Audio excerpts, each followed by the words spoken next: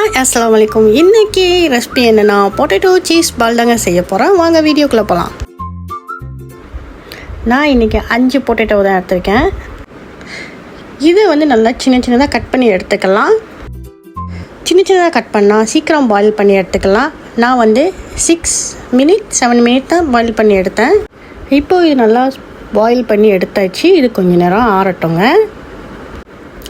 கொஞ்சம் ஆற வச்சுட்டு நான் இதை உடச்சி எடுத்துக்கிறேன். கரண்டி யூஸ் பண்ணி தான் நான் செய்கிறேன். ஏன்னா கையால் நான் உடைக்கல, கொஞ்சம் சூடாக இருந்துச்சு. இந்த மாதிரி விதவிதமாக நீங்கள் செஞ்சு கொடுத்தீங்கன்னா உங்கள் வீட்டில் உங்கள் பிள்ளைங்களுக்கு ரொம்ப ரொம்ப பிடிக்கும். இப்போ நல்லா மசியை உடச்சி எடுத்துக்கிட்டேன் இந்த பொட்டேட்டோவை. இப்போ 2 ஸ்பூன் பெரிய ஸ்பூன்னுட்டு தெப்பம் ஜாகோங் சேர்த்துக்கிறேன். சின்ன சின்னதாக கட் பண்ண 2 பல் கார்லிக் சேர்த்துருக்கேன். 2 ஆனியன் அதையும் சின்ன சின்னதாக கட் பண்ணியிருக்கேன். அதையும் சேர்த்துடலாம். அதில் சின்ன சின்னதாக கட் பண்ணி வச்சுருந்த டவுன் புதினா சேர்த்துருக்கேன். இப்போ தேவையான அளவு சால்ட்டு சேர்த்துக்கலாம். அதோட பிளாக் பெப்பர் கொஞ்சமாக சேர்த்துருக்கேன். நம்ம வீட்டில் சில்ட்ரன் இருக்கனால நான் சில்லி எதுவும் சேர்த்துக்கலங்க. உங்களுக்கு தேவைப்பட்டால் நீங்கள் சில்லி சேர்த்துக்கலாம்.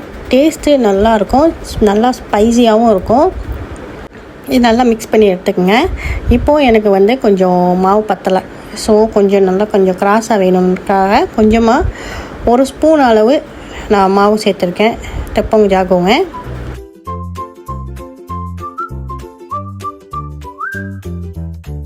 இதை நல்லா மிக்ஸ் பண்ணி எடுத்துக்கலாம். இது நல்லா மிக்ஸ் பண்ணி எடுத்தாச்சுங்க. இந்த அளவுக்கு தான் எடுத்துக்கணும். சாயிராகவும் இல்லாமல் நல்லா பக்காட்டாகவும் இல்லாமல் நார்மலாக இருக்கணும்.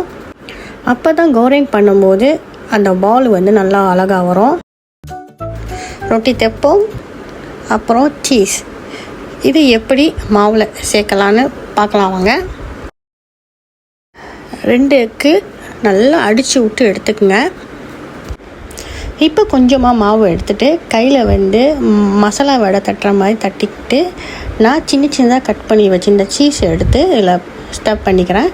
அப்புறமா இதை நல்லா உருண்டை பிடிச்சி எடுத்துக்கோங்க பால் மாதிரி. இப்போ நல்லா உருண்டை பிடிச்சிட்டு எக்கில் நல்லா நனைச்சி எடுத்துக்குங்க. அப்புறமா தெப்பங்க ரொட்டிலையும் இந்த மாதிரி போட்டு நனைச்சி எடுத்துக்குங்க. நல்லா அது ஒட்டணும் அந்த பாலில்.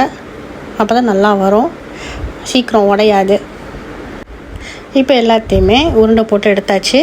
ஒரு கடாயில் தேவையான அளவு ஆயில் சேர்த்துருக்கேன்.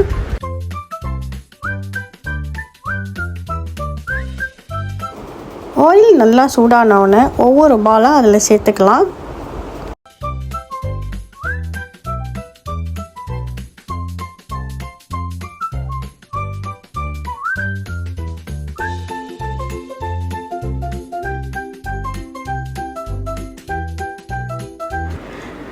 இதில் என்ன ஸ்பெஷல்னால் நான் மொசல்லா சீஸ் சேர்த்துருக்கேன். கொஞ்சமாக சாப்பிட்டு இழுத்திங்கன்னா ச்விங்கா மாதிரி இருக்கும். அதாங்க ஹைலைட்டு. பார்க்கவும் ரொம்ப நல்லாயிருக்கும், டேஸ்ட்டும் செம்மையாக இருக்குங்க. நல்ல பொன்னிறமாக வருதுங்க. ஏன்னா நம்ம நெருப்பை மீடியமாக தான் வச்சு செய்கிறோம். ஹெவியாக வைக்கலை. ஹெவியாக வச்சிங்கன்னா சீக்கிரமாக கலர் மாறிடும். கலர் மாறிச்சின்னா பார்க்க நல்லா இருக்காது. அதனால் இதமான நெருப்பில் வச்சு செய்யுங்க. நல்லா பொன்னிறமாக வரும், பார்க்கவும் நல்லாயிருக்கும். நல்லா பொன்னிறமாக வந்தபோது ஒன்று ஒன்றா எடுத்துடலாம். இப்போ அழகாக பொரிச்சாச்சுங்க. சூப்பராக வந்திருக்கு. ஈவினிங் ஒரு காஃபியோட சூப்பரான ஸ்நாக்ஸ் ரெடி ஆயிடுச்சு. Potato cheese ball. வாங்க சாப்பிட்டு பார்க்கலாம்.